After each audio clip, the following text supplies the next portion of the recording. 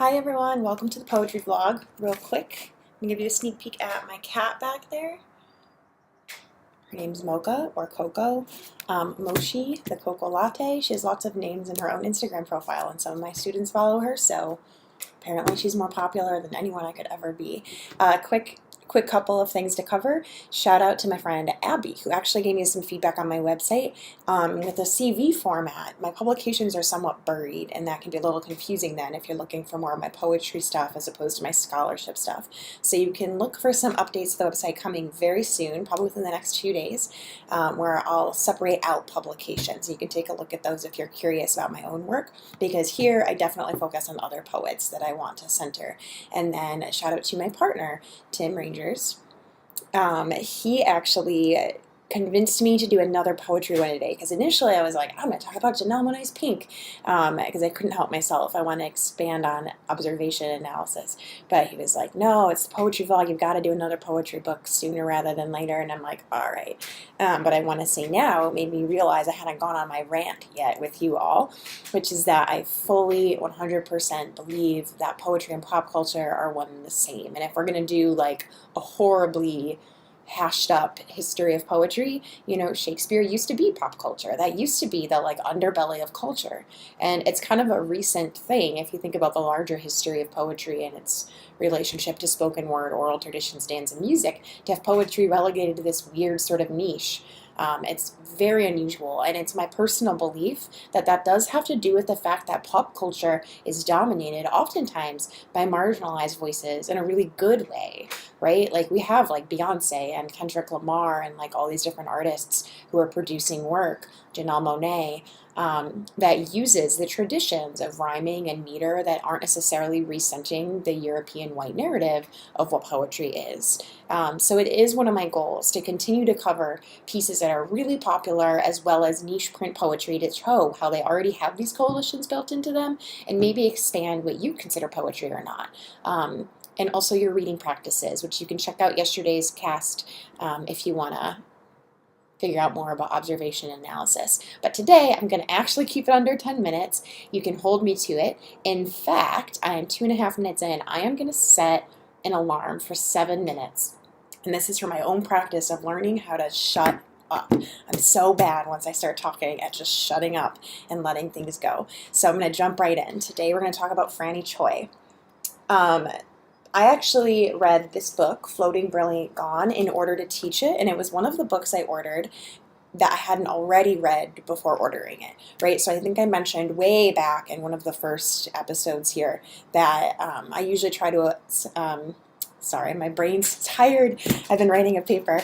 I usually try to have 2 books at least per quarter in my poetry classes that I myself haven't read so that I can experience it with my students and we can negotiate our ways of making meaning out of it and the value we put in it together.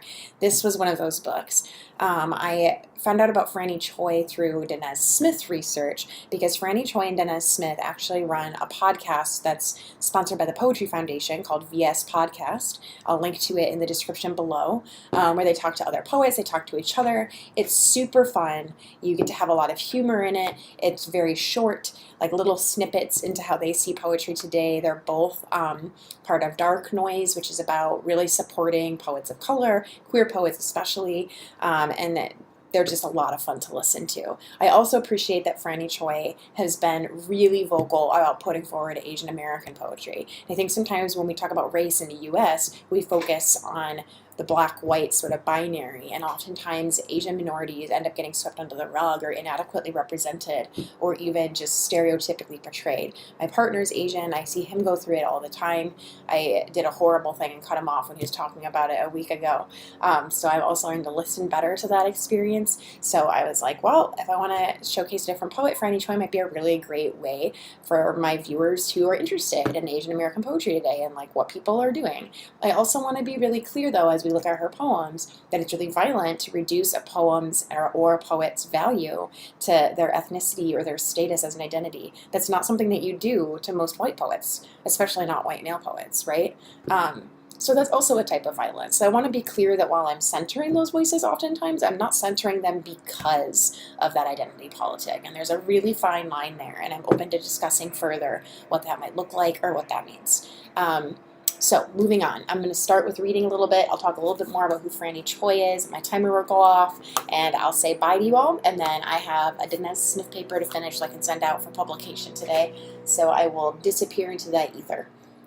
It's definitely an ether for me if I have to write an actual research paper. It's not a fun genre for me. All right, so Floating, Brilliant, Gone. I personally didn't totally love this book. I thought I'd fall in love with it. I didn't totally fall in love with it. And that's just because of my own personal aesthetic preferences and how I see language and print poetry.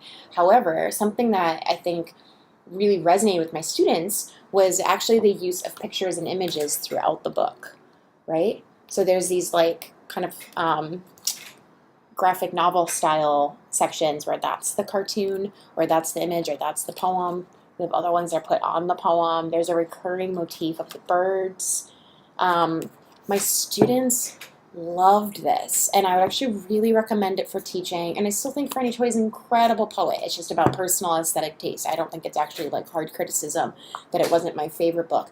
But I was floored that my students adored this book. Across the board, they were like, this is one of the best and most influential books. I never thought about incorporating images on the page that way. And we had to do a lot of different types of analysis where they couldn't just lean on the words. The students had to also lean on the images around and contextualizing the words. Most of my students that quarter ended up turning in final projects where they're like journals. I had them creating journals together, like literary journals, not diary journals. Also had like different images drawn on the page. They were really inspired by it. And I think the other reason it was so popular is Franny Choi has this incredibly clear voice. You can really hear all the different tonal inflections, and it became a really useful way of looking at imagery and metaphor and how you create a metaphor and sustain it throughout the poem, where you use X to represent A, right, in order to help create that emotional drive of conveying the particular experience that is actually useful insofar as it's particular, right? I always tell my students there's a paradox, and we'll examine that through one of the poems here. So I'm going to pick a poem somewhat at random in line with this ethos. Let me find one that my students liked, actually. Yeah, my students really liked the very first poem, or the main first poem. Notes on the Existence of Ghosts is technically the first poem, and that was my personal favorite.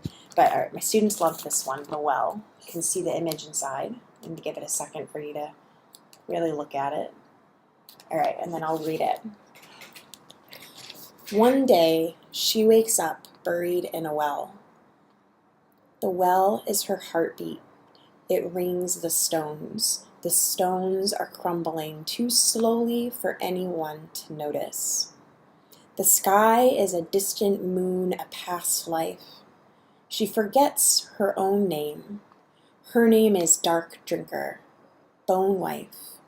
She marries the dust. The dust is a boy who fell. A boy is like a memory, but heavier. Memories crawl over her hands. She has too many hands. She is all open mouth, asking for night. The night is asking her to stay. She stays. So that was The Well. My students noticed that, of course, it's a picture of a well. That was their first observation. Some of them observed that there were these different dots, which they interpreted as being kind of like a constellation. They also, some of them didn't actually see this as a well initially, so they were observing what they thought was more like blobs of lined images on it that kind of look like an earth. And then down at the bottom, trying to cover it with my hand, there's a baby bird. That was an observation as well, and the bird recurs throughout it. So that's one of the first poems I'll read from it. Let's find another one with an image. The next one, that's a full page image, actually. Right? There's a dead bird with some hieroglyphs on it. Is that hieroglyphs? No, my student mentioned it, and they were wrong, and therefore so too would I be. No, it's a different language entirely, but it's not hieroglyphs. That would be an interesting thing to research. All right, the poem is called Sabotage. That's our 8-minute. All right, I'm going to read it and then pretty much be done. Sabotage. She is a cat who can't stop coughing up dead things, hiding them in everyone's shoes, all the teeth she's swallowed, snowballing into wood chippers. Hacking up balls of tangled wire, spiked mirrors, a still twitching chicken heart, a broken mug handle, all the hoarded bottom drawer shards making friction, waiting for the wind to turn, for the frog in her stomach to burst and coat her mouth with its rune.